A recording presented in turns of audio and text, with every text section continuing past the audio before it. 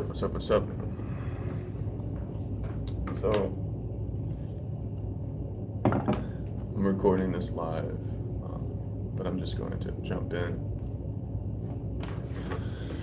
So, I've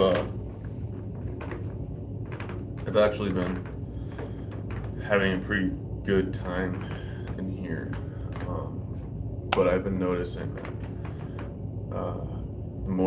the more stable I become inside, the more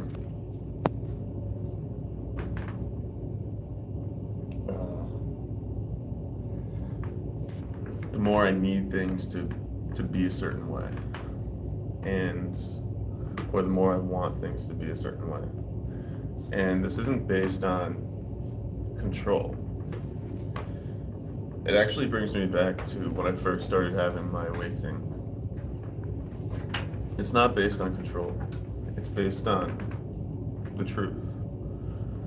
And I think a lot of us get stuck here, especially a lot of us who have big hearts, which we all do.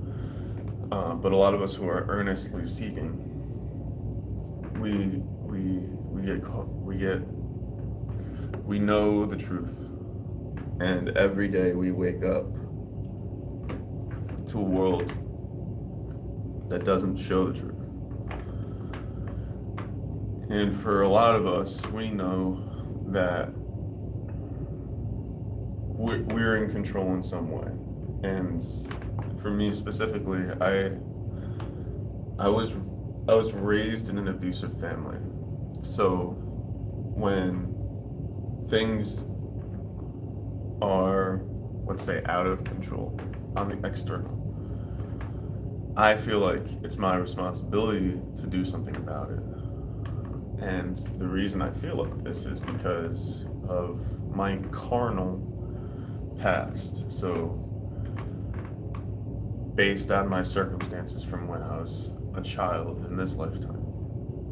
And the reason they say that blood is thicker than water is because blood, carne, the body, carnal, has its own momentum. And somebody was just talking about how if you serve the flesh, then you'll end up being upset because the flesh is meant to serve spirit, and the flesh knows this. And so even the flesh will get upset because it's being misused. So I used to think, and I still do, it's very ingrained in my thought process, in the ego thought process, that this is me, that this is my issue, that everything that's going on out there is my fault. Because as a child, that's what I internalized. And so for me, you could say that I've been on a bit of a self-destructive path for the last 4 or 5, maybe 10 years. And on one level, it's self-destructive. On another level, it's self-discovery. What's destructive about it is the feedback that I've been getting from external sources, from people, from content, all this type of stuff, is that, hey, actually, there is something wrong with you. And did you know if you just do this technique, it'll go away? And then, you become, for me, I was religious, so I become religious about any technique that I'm working on, right? And eventually, the freedom that I've once found in that technique, that I thanked God for, goes away. Or let's say I find freedom with that technique, but I'm in my own safe and closed space. And then I go out into the world and I go out with an open heart, and immediately,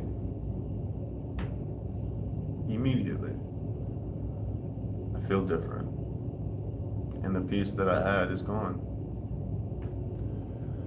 And I start to feel like a bad Christian, a bad person, because I'm judging how I feel, because I'm trying to understand it. And because I know everything is my fault,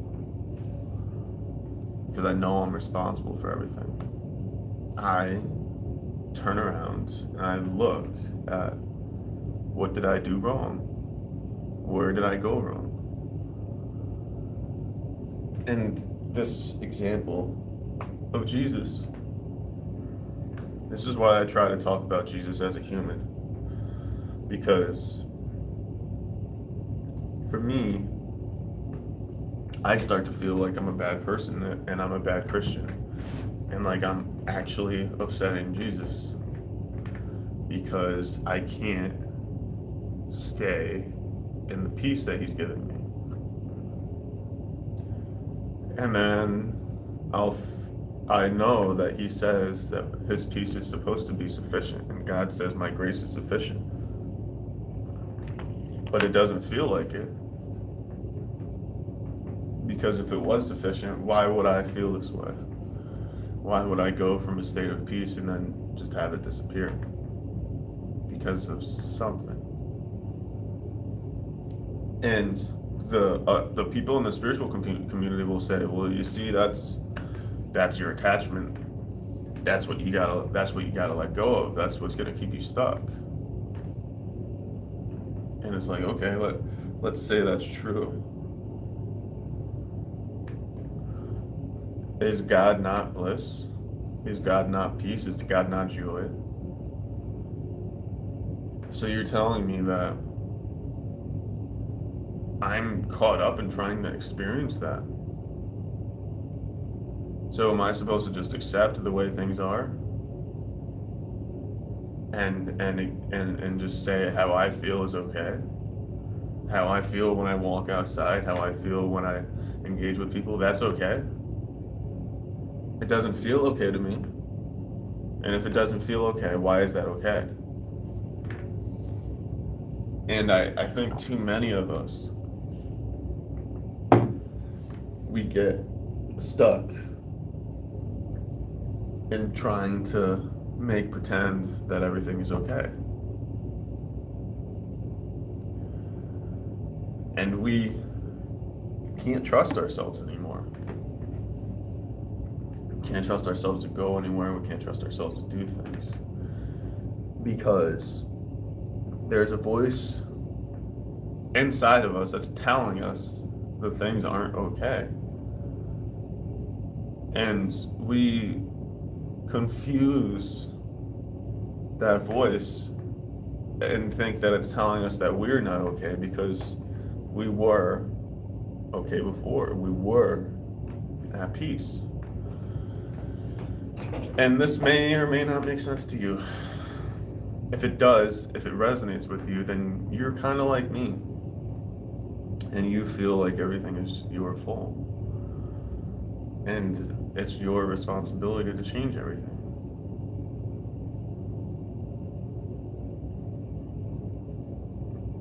But I'm here to tell you that we can't do the work for everybody.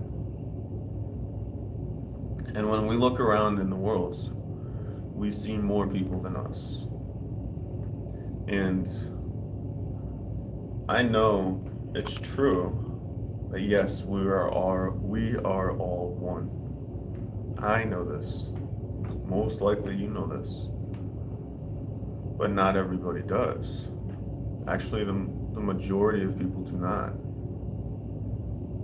And so when we go out and we lose our peace, really what we're doing is we are accepting our oneness with everybody. And that's why our minds go into separation. That's why it's so easy for us to go back into oneness or peace based on whatever the environment is, whatever we're learning, whatever we're reading, whoever we're working with.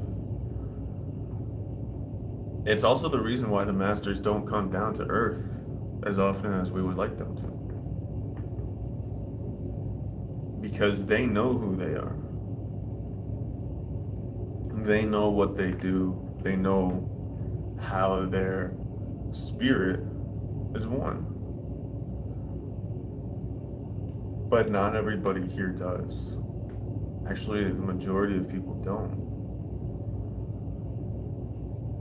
And it's that we feel. It's that separation that the masters just don't want to engage with anymore. Which is why we're here. We're not here to serve ourselves.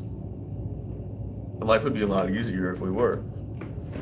It would be, and we wouldn't be caught up in all this stuff. But if you're watching this video, then there's a good chance you're like me. And that means you are most likely a bodhisattva like me. And that means there's no ticket out. You don't get to go home. There's a difference between us and the Ascended Masters and the people who are out of body.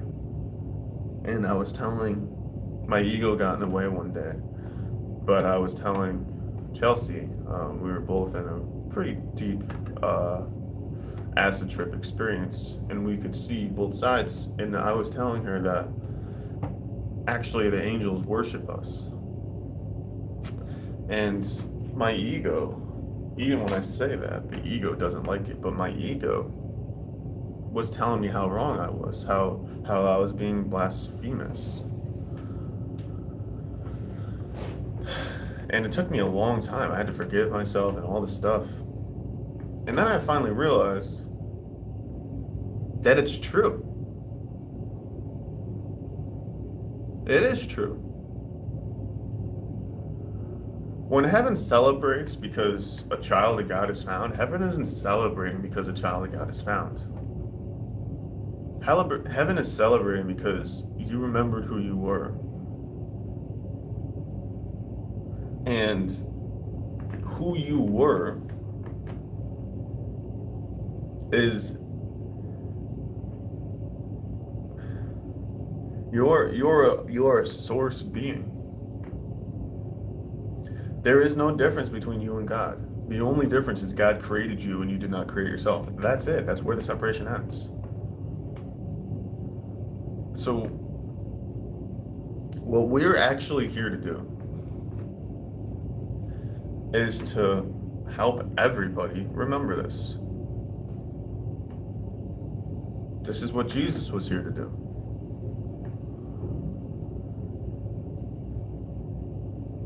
This is what almost every single spiritual master has been sent here to do. And God has to continue to send his teachers here. Because God gave his creations free will. His creations have the will to believe that there's no God. And that they are just in their own rightness. On one level, that's true. But it's not the truth. And so what we're here to do is bring that truth to this plane.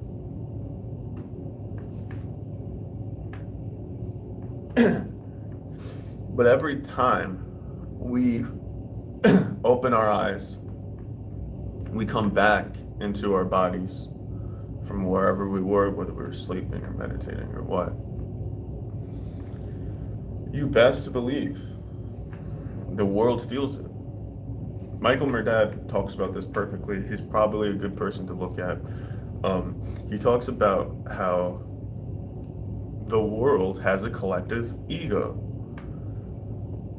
And together, us spiritual beings, we form the collective will of God, at least here on earth. We form the presence of God here on earth.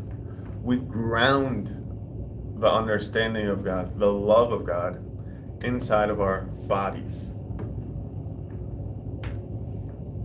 And that's what makes this so potent. Because if the Spirit of God was, which it is, if the Spirit of God was just everywhere floating, and that's all that it was, it would be easy to deny it. Because it wouldn't have a form. And here, we believe in form. So God needs to incarnate. And he can't incarnate completely, because then all of his being will be in one spot at once, and God is omnipresent. He's supposed to be everywhere at once. So what God needs to do is veil his own consciousness and send a part of him into this reality as a being that needs to come through and understands everything that he is. And though God is perfect and his creations are perfect, when you get into the consciousness of the ego, that perfection gets veiled. And that's where most of us sit, is in that veil, not understanding our own perfection. And it's this reason that God needs to keep sending teachers into the world, because this is actually why kids are so powerful, because they're the most rememberable. They remember the most because they were just there. We forget because of this veil. We forget who we actually are. And when I say this, it's like, no, I know who I am, but that's not who you are. Who you are is not a being inside this body. There's a part of you that is, but most of you is not. Actually, a very, very small percentage of you is actually inside of this body. The majority of you is still with God. And where is God?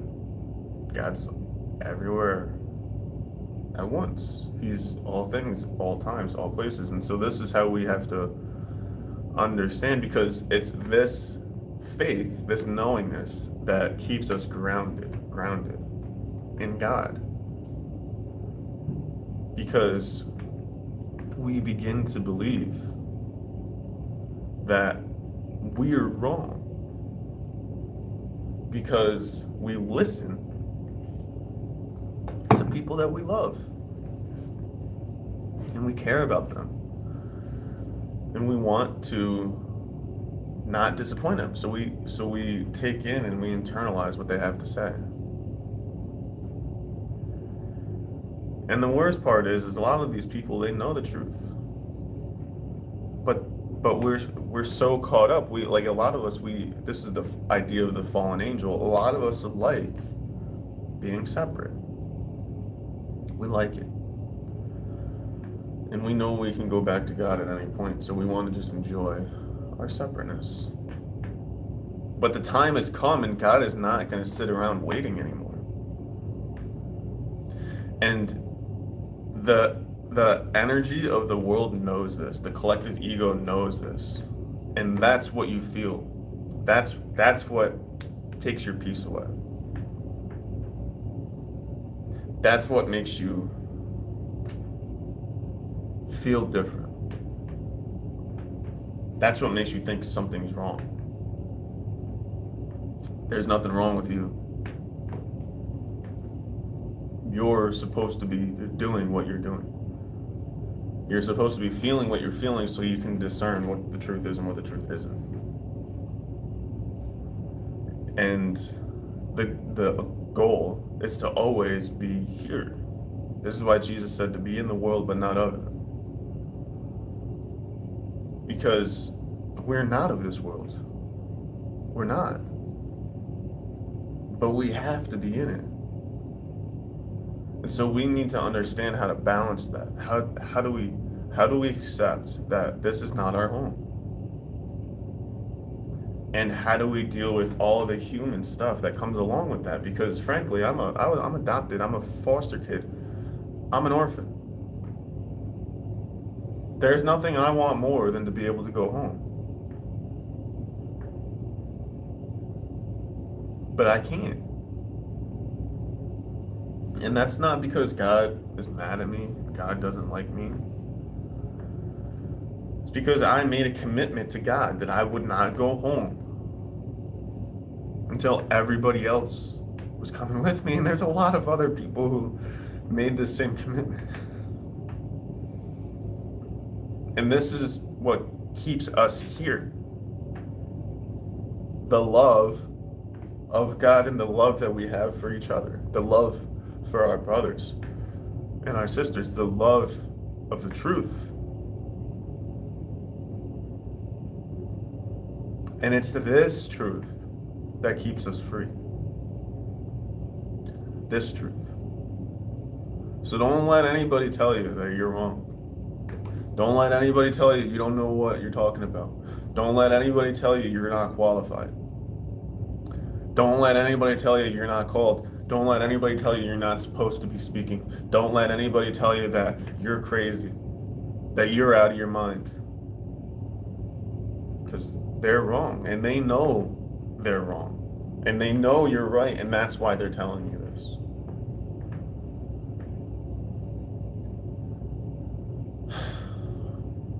Keep the faith, man. I love you. Bye.